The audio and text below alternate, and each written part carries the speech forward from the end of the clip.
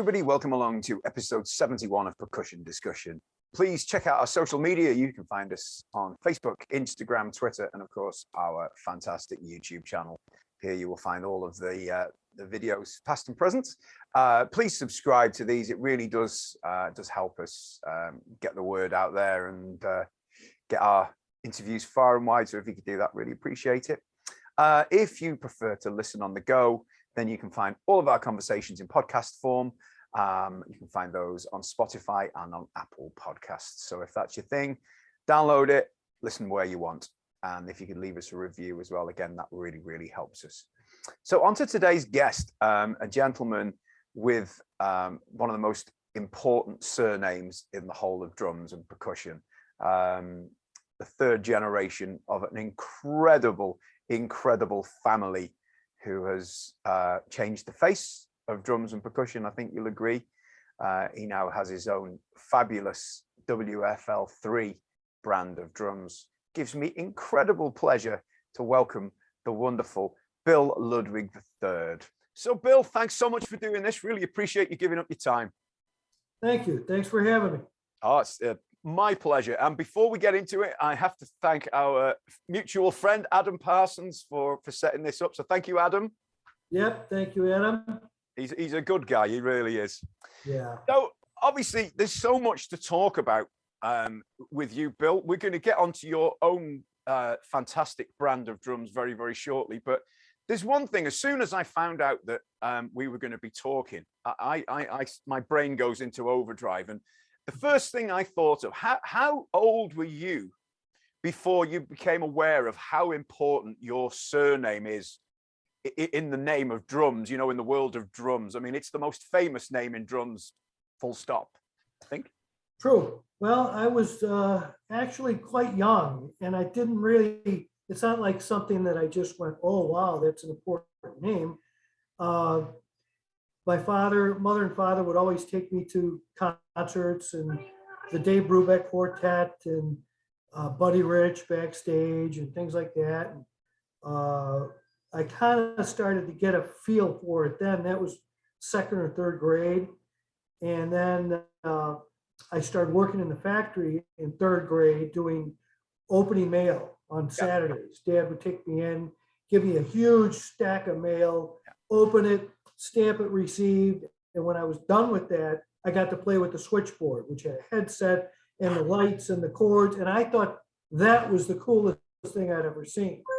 But well, Bill, you know, can I ask, what, obviously in the UK, what age is third grade for roughly? Because it's like seven, like around 7, right. 6 or 7. So yeah. young. Yeah. And so I was very young, but then I also loved playing in the factory, and I loved being around the machinery. And Dad would have, you know, famous people over to the house when they played Chicago, and I'd get them in the basement and say, play the drum set. And I'd sit and watch them up close. I wasn't forced into it. I just loved drums and drumming. So that kind of got me. But then I think the main thing was at a convention around that time, a young, very young, my age drummer was with his parents and came up and asked me for my autograph. And I looked at Dad and I said, what do I do? And he goes, sign your name. So that kind of got me thinking that it was pretty cool, you know. It's just, I mean, your grandfather responsible for so much. I mean, drumming could be very different today. Oh, yeah. I mean, the bass drum pedal. Now, I believe responsible for pedal timpani as well. Is that correct? Exactly. Yeah, he was a very mechanically orientated drummer, always thinking of different ways to do things for himself. That's why he came out with the new bass drum pedal. He had a wood bass drum pedal, which was about this long and about this high and very slow and clumsy. And he got a gig with a vaudeville act and needed a better bass drum pedal. So he built his own. Yeah. Well, then about, I don't know, maybe 5 or 10 years later, he got a gig with an opera playing timpani. And they were all individually hand tuned for every note change. And Senior thought, this would be a lot easier if I could do this with my feet. So he developed the spring balanced action timpani tuning mechanism that's, still one of the best ones out there today. Yeah. That he patented, I think, in 1936 or so. But yeah, he was just an unbelievable problem solver. Yeah. Same thing with the drum heads. When we're going to come out with plastic drum heads, he didn't want to do the channel with the glue in it for the plastic. He thought that's going to pull out, the glue's going to crack. He wanted to do a mechanical situation to wrap the head material around metal and then clamp that into the U channel. And the way he came up with that, he was sitting in his office and he looked on the back of the door and there's a coat hanger. And he went, oh. So he takes the coat hanger off, stretches it out, puts it into a U channel, wraps the head material around it, and clamps it down with a pair of pliers all the way around. And that was the beginning of our interlocking head system that was so successful. Incredible. Yeah, just seeing a coat hanger, It's genius, isn't it? It's simple as that. Well, that's the thing about really good ideas are most of the time the simplest ones. Yeah. It's just having the ability to see it and do something about it. That's what sets a lot of us apart, I think, Yes. I wish I had that facility and ability. I don't. But he has changed the face of drumming, hasn't he? I mean, who knows where we'd be, had he not come up with these things at the moment. And wow, and he was funny because he was a very quiet, reserved kind of a guy, very German, very all business. And, he wasn't boasting about himself or his ideas or anything. And it was quite the opposite, but he was a lot of fun to be around growing up too. I can well imagine.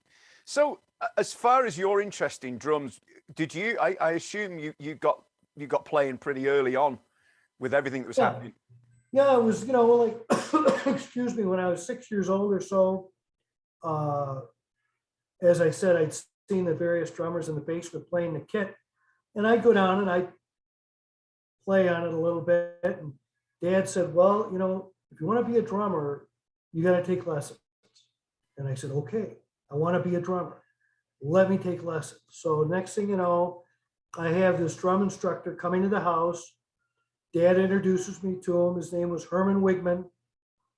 And he sets up a practice pad in my bedroom and a chair and a music stand and puts the book up there. And we start working on my hands and reading. And I said, well, this is great, but I want to learn. I want to be on the drum set down in the basement. He said, you won't touch that for a year. I said, what? Wait a minute. That's not what I had in mind.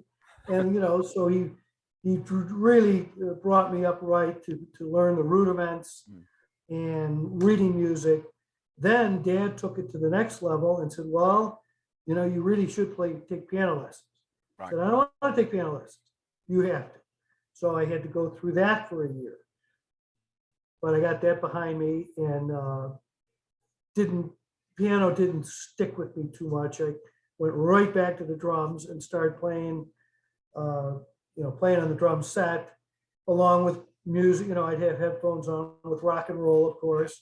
And then I played timpani in grade school, which started in 1969, and through high school, which is when I was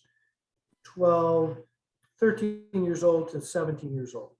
Played timpani, marched in the marching band, and always, loved all aspects of drumming. And I played in a cover rock band too, all through high school. And my dream was to meet chicks, but that didn't quite work out because, as we all know, the singer or the guitar player gets the chicks. The drummer's still packing up. So I have to ask, Bill, when you get out gigging and you're doing your gigs, did you get your choice of Ludwig kit and snare? Was it? No, Dad always brought home a new one every year in a different finish, and I didn't ask for anything. Dad would come home with a new kit, take the other one back to the factory, fix it up, sell it to a dealer. Yeah. But I just, even to this day, kick myself for not keeping all of those because my first one was Blue Sparkle, which I love. Yes. I had a natural maple. I had, then we came out with the Vista Light, and I had a rainbow Tivoli set with the lights in it. Oh, wow. Then I had psychedelic red, which was cool, especially on stage under the lights. The different colors would pop out. And I never had a stainless steel kit, but had a lot of the great classic colors, and I wish I had those still today. But, Oh gosh, the Tivoli kit in particular, just oh beautiful. yeah. And did you have obviously you know, most people, most drummers in the world probably, if they haven't owned a Ludwig kit, they've had a or several Ludwig snares. I know I've got 4 of them. Did you have a go-to snare drum at the time that you used all the time, or was it the same with snare drums? No, it was the kit, the snare that came with the kit, which I would have picked anyhow, which was a 5x14 400 Superphonic. Yeah, yeah. And used to piss me off because the strings would break, and I'd get a new string and tie it up. I never dreamt of using wire or plastic straps or anything. I just thought, oh, it broke, I'll fix it, you know. Yeah. But, Absolutely incredible drum. I have to say, I mean, the 400, and equally as much, I love the Acrolite. I know. oh yeah, it's just that's a great drum. I've got this one behind me. Is a pretty cool story. Nico McBrain called me a couple, I don't know, 8 years ago before Christmas and said, I just want to make sure I got your address right. I'm sending you a Christmas present. And he did. The next day I get a FedEx box, and it's this Acrolite that he saw on eBay and bought it for pretty big money, and because it had Dad's signature inside the shell. beautiful. And Nico said, anybody should have this drum, you should. Oh, isn't that great? Yeah, he's a great guy. Oh, well, Nico's been on the show as well. So, oh, cool. Oh, good. Nico said, I've got half an hour for you. An hour and a half later, he'd missed a doctor's appointment. So that's a lovely story. That oh wow, that's really nice. And I'm guessing around the time of 1964, a certain rock and roll band from England appearing on the Ed Sullivan show. Do you remember that? Oh, like it was last week. I was in 3rd grade and sitting on Mom and Dad's living room floor, and they're behind me, you know, and every shot of Paul or George had the Ludwig logo, you know, right over their shoulder. Yeah. And I kept going, wow, that's pretty cool. Look at our name everywhere. And I turn around and I look at Dad, and he's like this. And I said, what's the matter? And he goes, oh, we're ruined. This guy is going to be so big, and he's going to be such a pain to work with. You watch, he's going to be harder to work with than Buddy Rich. And I went, well, that can't be. Please don't tell me that. And, you know, Ringo could have. I mean, Ringo could have ordered 50 drum kits at a crack and given them away to neighbors or whatever he wanted, but he never did. He was the easiest guy to work with to this day. I mean, I worked with him when I was still doing artist relations up until 91. Yeah. And he had his Ringo All-Star band and just orders when he needs it before a tour, you know, gives you plenty of notice, just as easy as could possibly be to work with. And a great fun guy too. I still get invited to see his shows when he comes through Chicago. Yeah. And nobody's really allowed backstage, but they let me in, and wow. That's pretty cool. When I was away from the business for 14 or 18 years, I guess, he still kept in touch with me when he came through Chicago, and I thought that was amazing. Yeah. That I'm not with Ludwig, I have nothing to do with them, but he was being friendly and inviting me down. Well, When I did decide to start my own drum business, I told him, and he goes, "Oh, that's great. I wish you the best of luck." And I said, "Well, I want you to have the first drum I make." oh, And wow. he said, "Well, then we have to take a picture like your dad and I took." Did you see that picture? I don't think I have. No. Oh, hold on. Don't go anywhere. Yes, let's have a look. Because this is one thing that really, really means a lot to me is Dad took a picture. Dad wanted to do something as a thank you to Ringo. Hmm. So he decided to make a snare drum and have it gold plated. Wow. Oh, look at that. So this is Dad on this side, Yeah. and that drum is gold plated. Every washer, even the snare strands were gold plated. So Dad called, Beatles management and said, "I've got this gift I'd like to send over to Ringo." And they said, "Well, wait a minute, they're gonna be playing Chicago. Why don't you give it to them?" Hmm. So they arranged to do a photo shoot with everybody. Yeah. Look at that. And because I was so young, Dad took my sister, who was 16 at the time, which really pissed me off. But you see, in this picture, Dad and Ringo are Yeah. chit-chatting and everybody's happy. Look at Dad's face in this picture. Okay.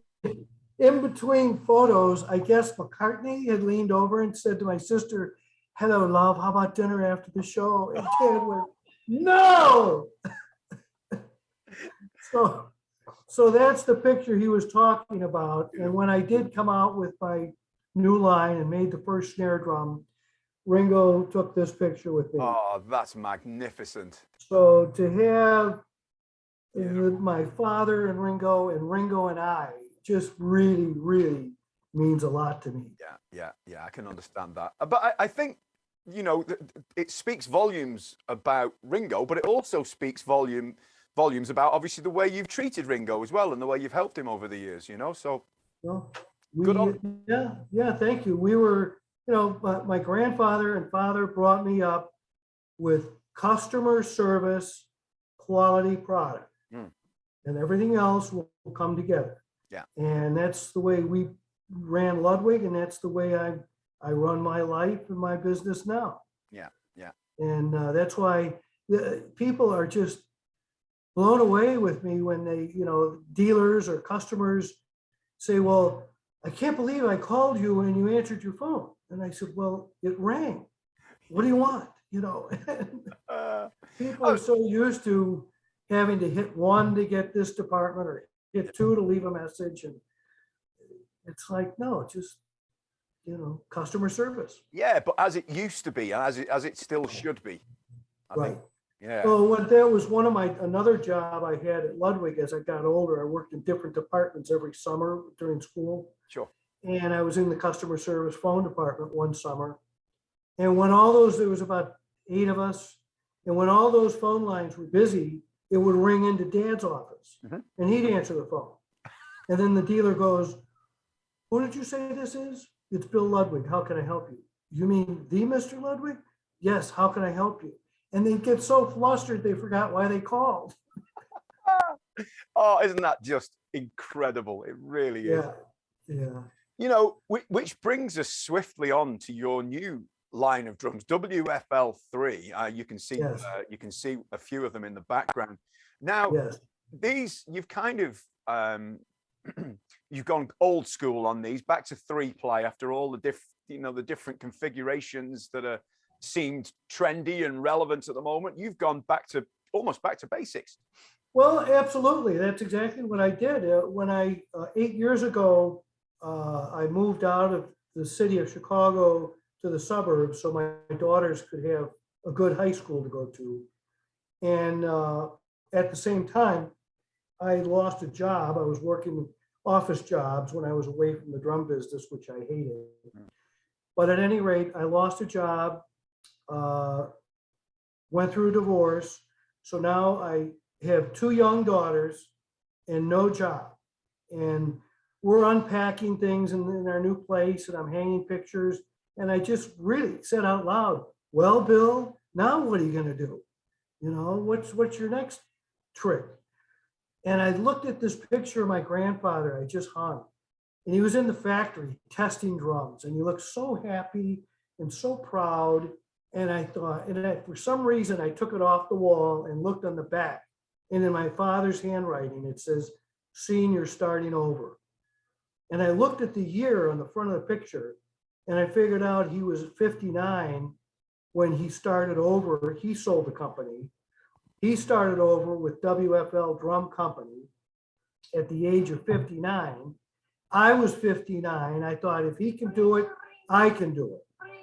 So that's what just pushed me over the edge to start. And I called several different boutique drum companies around the United States to get somebody to make a line to my specs.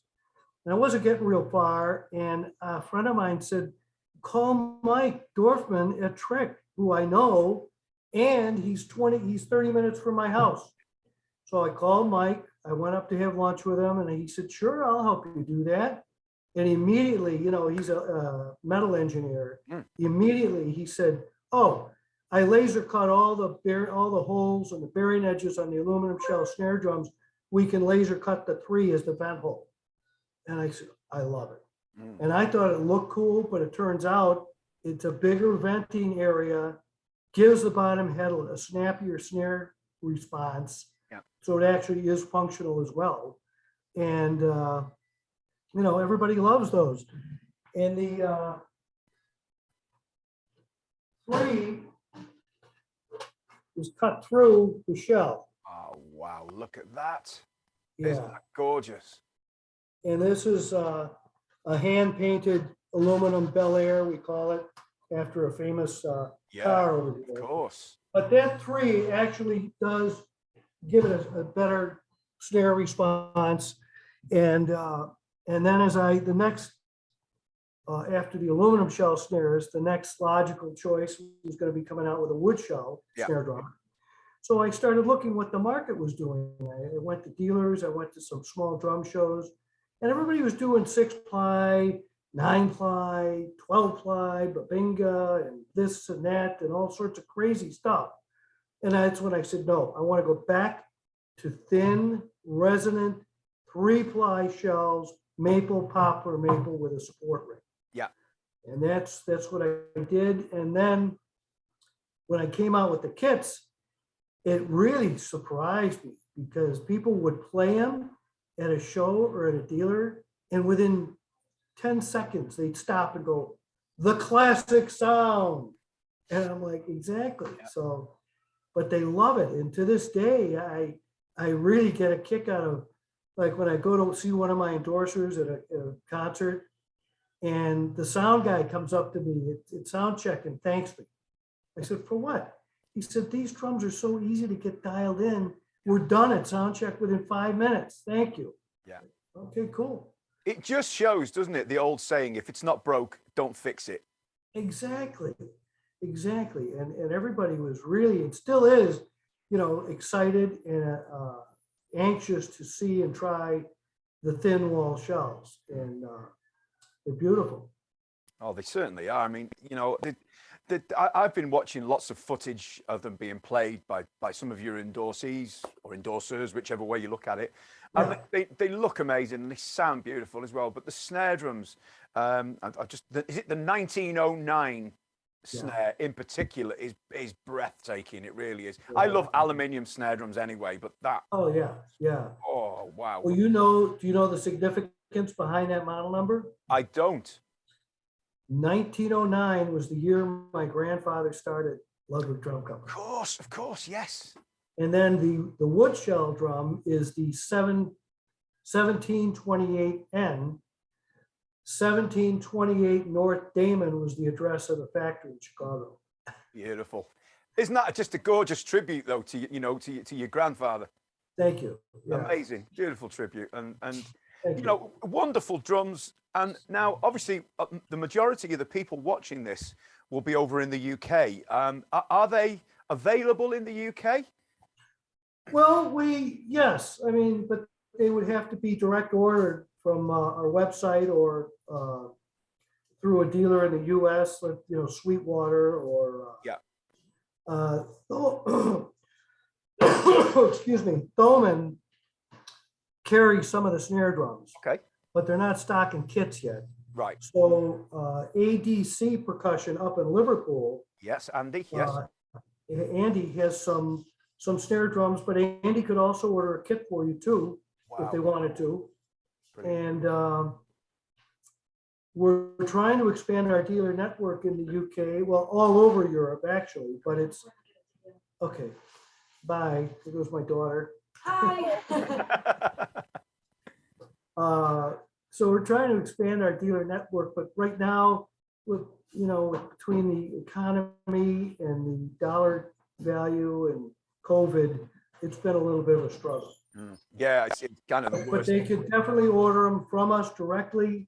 We have our prices on our website, and we offer, you know, dealer prices are a little bit lower than ours. Yes. So we encourage people to go to the website, pick your drum set you want, price it, and then go to a dealer, and 9 times out of 10, they'll give you a better price. Yeah, of course, of course. I mean, they are absolutely stunningly beautiful things. And the name alone, I mean, the WFL, to have that in, obviously the 3 is important. I know that, you know, Yes, yes. but it's still got that tradition and that those same values about the drums, and they sound phenomenal. They really do. And Thank you very much. And I they, wish you- and they look good too. I mean, the finishes that we're doing are, all the sparkle finishes are spray on now, no wraps, and they're just stunning. And after we put the sparkle on, we put 4 coats of clear over that and buff it. Yeah. And it's just a real beautiful finish. Now, I'm not sure if I read about this or I heard it in a previous interview about the lugs. There's no inserts in them. Is that correct? No, that was the first, when I first started with Trick with the aluminum shells, I couldn't afford cast lugs because the castings are like 100,000 up front to the mold. Okay. So Trick was machining my lugs for me, and therefore machining the threading into the aluminum. Yeah. That was very expensive. Yeah, you know. of course. So finally, when I got enough sales going, and I had a partner come on board to help me, we were able to get a cast made and make our own lugs casted, which takes a little tiny insert. Of course, of course. But they, I mean, even the lugs look stunning as well. You know. Thank you. Yeah. Yeah. It's still got a flavor of the old Ludwig to it, hasn't it? You know. Exactly, but it's got 3 little lines on it. Yes. It's your baby, that's for sure. You can never have too much 3. Well, look, Bill, this has been a fascinating and enjoyable half an hour. It really is. And I honestly, I can't thank you enough, you know, for giving up your time so generously. And well, thank you very much. Oh, it's a pleasure. And I hope everybody watching this takes the time to check out your drums. And, you know, hey, if you're in Liverpool, go and visit Andy at ADC and have a look, have a listen to a snare. You know, that's absolutely. Yeah. Absolutely. Thank you. And also, do you know Haley Kramer? Yes, I do know that. Yes, I do. Yes. Yeah. She's British, right? Pop Evil. Yeah. Yeah. She is now a WFL III drums endorser. Okay. And she has got a stunning red sparkle kit that you should, if you want to do an interview with her, I should, check that out.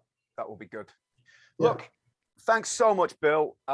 Enjoy the rest of your day, and Happy New Year as well. It's thank you. Happy New Year to you too. Thank you. And it's my pleasure. I hope to get over to the UK at some point to either do a dealer in-store or a convention and hang out with all the drummers over there. That would be great. It'd be good to shake your hand.